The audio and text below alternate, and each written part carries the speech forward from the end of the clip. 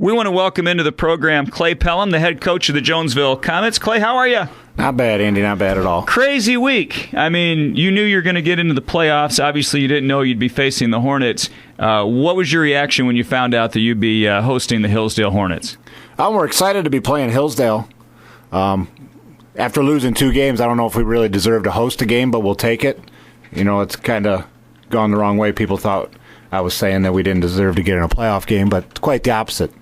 But I think if you lose 2 games in a regular season, you probably shouldn't be hosting. But somebody likes us enough that they gave us a home game, so we'll take it. Yeah, obviously you'll take the home game. Let's talk about all the successes this year. You obviously beat Reading, and I know that was an important win for your program. Yeah, it was. You know, when we started off way back in July, we set down some goals, and I wanted to kind of avoid the Reading talk. You know, treat them like anybody else. But once the week gets here, you kind of throw that out the window, and it was a big win.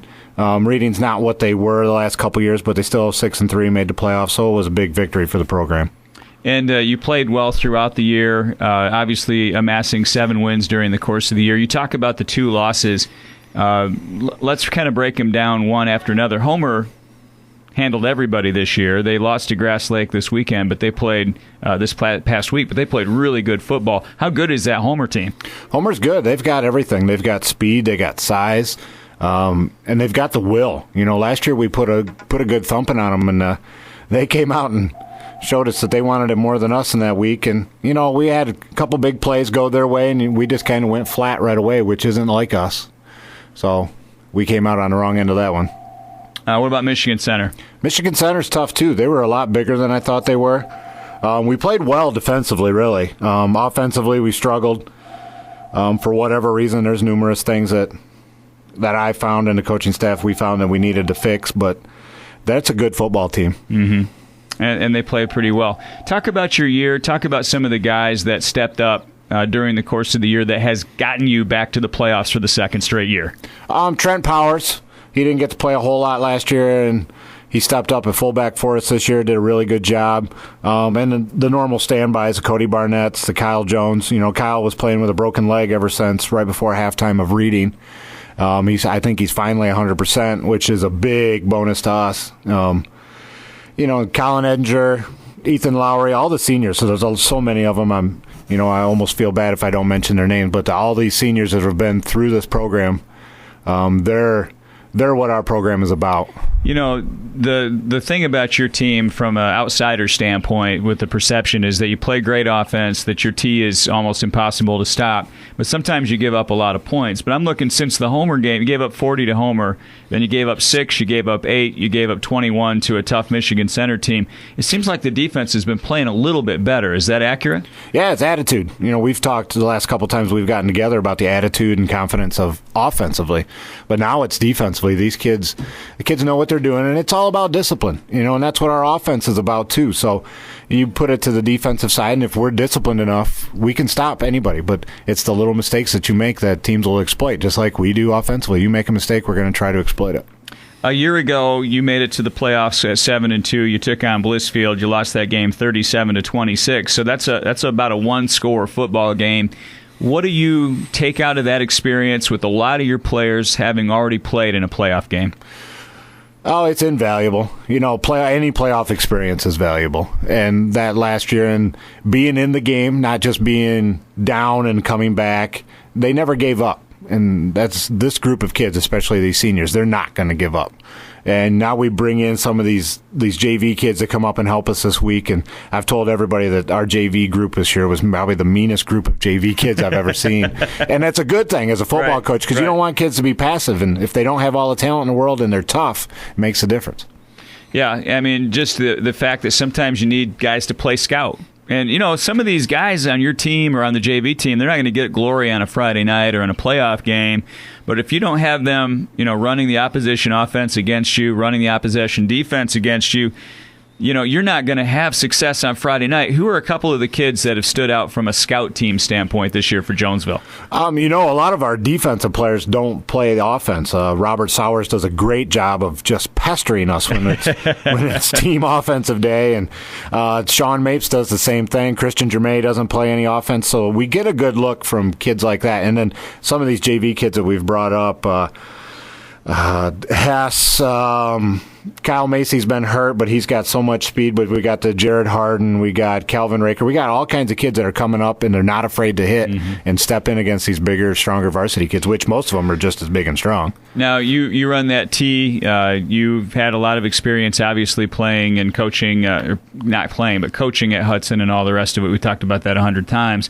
How many adjustments have you made this year? Are you still running the same offense by and large that you started the season out with? Oh, yeah, we stay with the same stuff. It's just little tweaks here and there where we have to do a little bit different. Maybe we do a little different blocking scheme here or there, or we focus on this guy instead of that guy. Maybe we do, I don't want to give away too many secrets, but it's just little things. You stay within the realm of your offense, but you do little tweaks here or there. I guess I'm looking at Hillsdale. They played a lot of spread teams, but they did play Hudson. Hudson's obviously a 2 tight end, 3-back team, and they've seen it. They have a feel for how to attack that. And Coach Lemerand, he's seen it 1,000 times. So it's kind of hard at this point to really surprise a lot of people, and you're not going to tell us about your surprises right now anyway.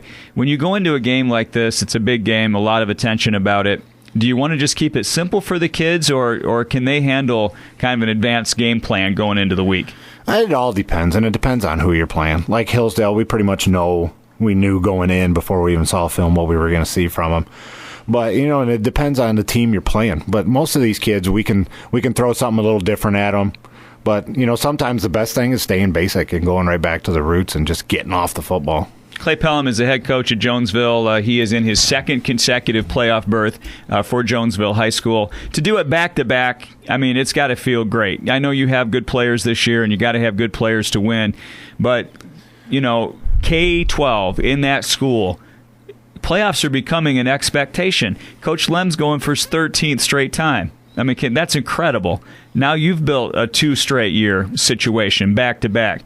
You want to be a team that can kind of bank on making it every year, don't you? Yeah, we want to be like Hillsdale. We want to be 13 years down the road. We want to be able to say this is our 13th year in a row. And Mark's done a great job with that program. And when I was at Hudson, we played Hillsdale, and some of those Hillsdale teams were really bad, and then Mark came along and changed the attitude over there, and that's what we want to be. And I hate to kind of throw this out, but, Jonesville's kind of like the little brother thing. I'm not a State fan, but we're kind of like that to Hillsdale. Right. We're trying to build that up, and we're going to ride that little brother thing, and, every little brother wants to punch big brother in the mouth, so. I kind of hyped the game up when it was announced because I was excited. I like sports. I think sports are fun. Some people maybe take it a little bit too seriously, but there's been some talk. Well, people have been waiting for this since 1970. These two teams haven't faced each other. There was some talk that Hillsdale wanted to play you, and maybe you didn't want to play them. And I know that there is a rivalry there. It's kind of hard to have a rivalry when you never play, but it feels like there's a rivalry. Is that accurate, or is that just outside perception? I don't know. Being from the outside, I've talked to Greg Morrison a lot, and we've talked about Hillsdale, and I kind of agree with him that how can you have a rivalry if you've never played in the last 40 years? But, they play in everything else, and I understand completely. I've come from great rivalries, the Hudson-Hillsdale rivalry, and I was at Onsted with the Hudson one, and, and I've lived through Adrian and Tecumseh. I'm from Lenawee County, so, whatever works. People are excited. Hey, that's great. Great for the community, great for the whole county, and but we still have to remember these are teenagers playing a game. Teenagers playing a game and who are doing it for their schools and representing them the right way. And I know that both you and Coach Lemerand, obviously, you're teaching your kids about so many life lessons beyond the game of football. Yes, it's an exciting game, and it should be a lot of fun Friday night, but nobody can lose sight of any of that. But I think it's fun. For me as a sports fan, I think it's going to be a lot of fun. I love the fact that was the draw because there's so much attention on the game, a lot of attention on the kids. If everybody handles it and treats it like a high school football game, which is all it is, I think it's going to be fun. Yeah, and that's the big thing. The last thing you said is just everybody remember to treat it like a high school football game. Because when I was posting stuff about how excited I was on Sunday, you posted right away, it's just a game, Andy. Yeah. It's a big game, but it's just a game. Oh, yeah, it's a big game, and people can get excited, but we still got to remember it's just kids playing a game on a field. We can control everything that goes on in between the fences on the field. Everything else, I have no control of. Mark's got no control of. People will be people, but when what we've got to take care of, we'll have fun with. And we'll play, and both teams will play hard, and it'll be a good game. One of my favorite narratives, we're talking to Coach Clay Pelham from Jonesville. One of my favorite things this week is all this talk that, they should move the game to Hillsdale College, and you'd have that big venue and all the rest of it. You were pretty quick to put it out there that you didn't really want to do that. Why would we? We got a home game. Why would we want to go to Hillsdale College, lose concessions, lose our home field advantage if we've got one? We've played well at home this year, so that blew my mind. Why would we? No, and nobody would. Nope. Nobody would in that situation. Last thing, and we'll let you go because I know you're having a super busy week. As you go into this last couple of days of practice, does it feel like a regular week of practice? Do you treat it as just another pregame on Thursday, or is it different? Do you take a different approach because it is a playoff week? It's playoffs. It's different. I've been through enough of these as an assistant coach that because now it gets a little darker. Everything changes. The smell's a little different. The feel's a little bit different. And, Bill Mullally told me I need to tell everybody that this is my biggest game as a coach, and it probably is. I've only been a head coach for 3 years, so it's my biggest game, and he's listening right now, so I'm sure he's giggling. He was calling me, too. I didn't know what he wanted, but I know that he was calling me. Coach, thanks for making time to come and talk to us. Clay Pelham, best of luck on Friday night. Thank you, sir. Jonesville, Hillsdale, Friday night. Bob and Scott will have the action for you, and Hillsdale Hornet head coach Mark Lemerand coming up next on the Timeout Show.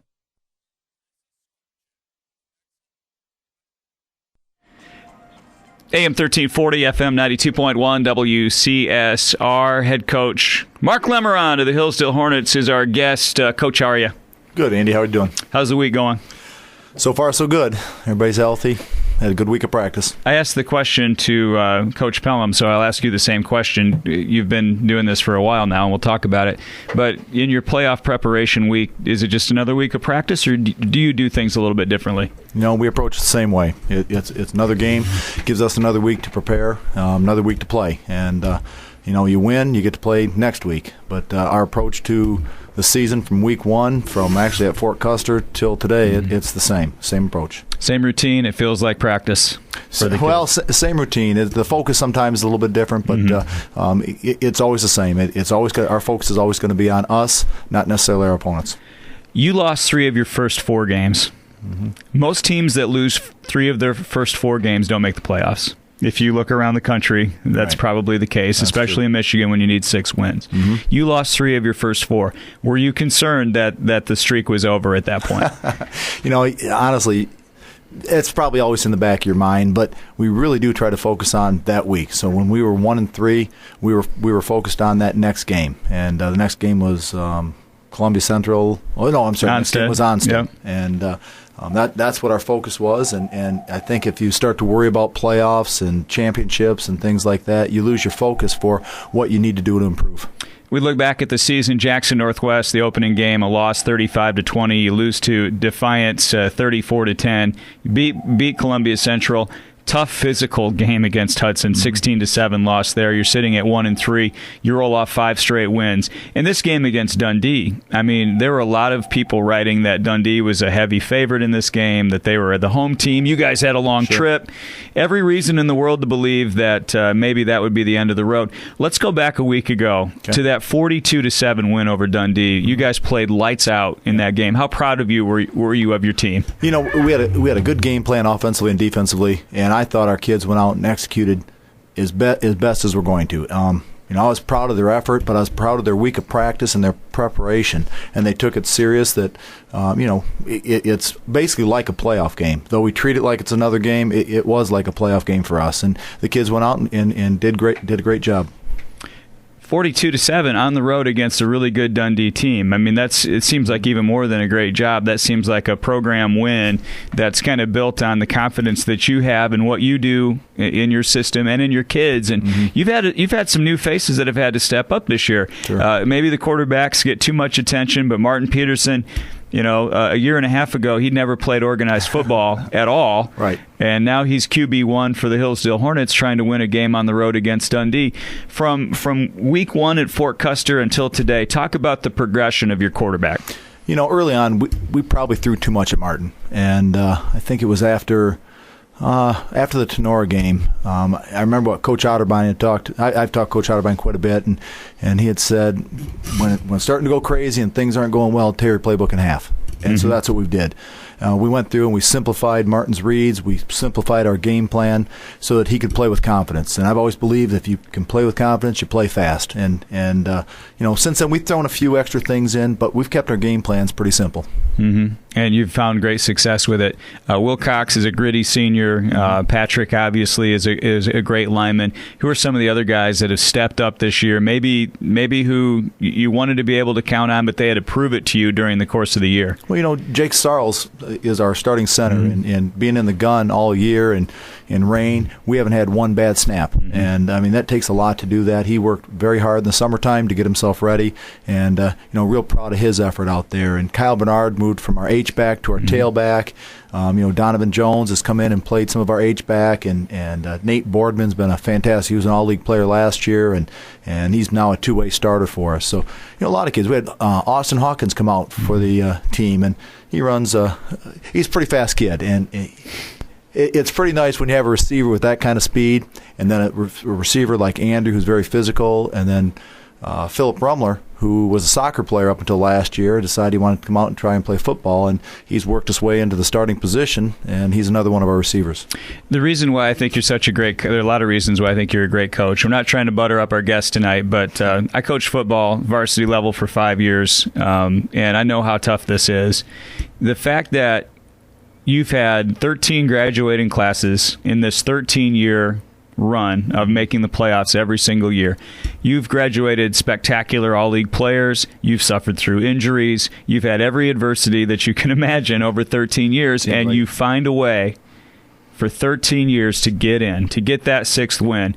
It's unbelievable. I mean, you've got to be really I know right now you're in the middle of your career, but looking back maybe later, you're going to be really proud of this. Well, we've been blessed. We've had some great kids and some great families and kids that have bought into our program. And, we've always said the kids are going to graduate, but that next group's got to be ready to go. It's always going to be the next man in, and it doesn't matter whether it's in a game or year to year. That's how we coach it. And my coaches all the way down to seventh grade, from Gary Kais and Fred Bowers all the way through the varsity coaches. We're coaching the same thing, the same techniques, the same drills, and so the kids have been working it all the way along. And as a spread team, when early on your seventh and eighth graders, that's tough for them to run, but they stick with it and they run it, and we see the results of it. You want to play Jonesville. You wrote a letter to the editor saying that you wanted to play Jonesville a couple of years ago. Why was it so important to you then to get a chance to play them, and why are you excited to play them now? Well, I wrote the letter to the editor because as Hillsdale, we traveled to Erie Mason. We traveled to Dundee, to Ida. We've gone to Saginaw Valley to play Whitmore Prescott. We played Muskegon Catholic Central. We played Oscoda up at Alma College. We've traveled all over the state. And while that's great and a great experience for everybody, there's nothing that quite replaces a 5-minute bus ride to play against kids that you know and coaches that you know. And it's this excitement of a crosstown rivalry. And there's nothing better in sports. And you've got it this weekend. Did you think, after you saw the results from Michigan Center and your game, of course, did you think going into Sunday that this would be the matchup, or did you really not know? I always guess wrong. I thought there was a possibility, but I do always guess wrong on that. We thought we were going to be over with Constantine Schoolcraft and Niles Brandywine. That's what we thought. And then when you got the news, what was your reaction? Yeah, we were excited, but as soon as we got that, I called up Clay and Pelham and asked for some film exchange, and we got to work. Chris Adams and I have become good friends. He coaches my kids' baseball team and all the rest of it. And he, how can I put this and not upset anybody? He likes to beat Jonesville. He really does. And there's a deep history there, and they've won a lot of games, and Hillsdale's won a lot of games over the years. There are a lot of people around that are keenly interested in the outcome of this game and going to watch it. What's been your read this week? What's been your kind of taking the temperature of the community? And maybe you're too busy to do this, but from the response that you've gotten, what's kind of the temperature of the community about the game? Well, obviously our focus is on our team, right? And we prepare ourselves, and it doesn't matter whether it's Jonesville or anybody else. But in terms of the school atmosphere and the people I talk to, they're excited. They're excited that, hey, we get to play a local school that's 5 miles up the road, and it'd be a great opportunity for everybody. It's going to be packed. It should be. I mean, it's going to be ridiculous. Now, we talked to Clay. A lot of people are like, move it to Hillsdale College. Is that even anything that you can do? I mean, is that a possibility? In 2006, we had played the Mud Bowl. We called it the Mud Bowl, right. And our field got so beat up. I mean, we had contacted to see if Hillsdale College would let us play it. They did, and so we went up there and played against Onstead, and we played the district final there. So that is a possibility, but I understand Clay and Jonesville and Kathy wanted to play at their school. It's their home. They deserve the home field, so I understand that. You played Hudson, 2 tight ends, 3 backs. Ida. Same thing. So you've faced a million wing T teams in your life. You have a game plan against it. Obviously, Jonesville tries to run that as well. As you looked at the Jonesville film, you're not going to give us your game plan, but do you feel like you've seen in Hudson and maybe Ida a similar attack?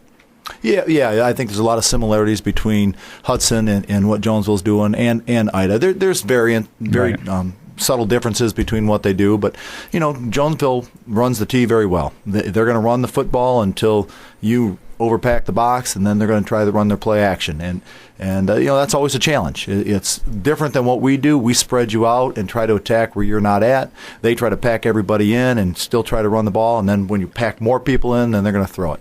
Weather forecast for Friday, have you peeked at that yet?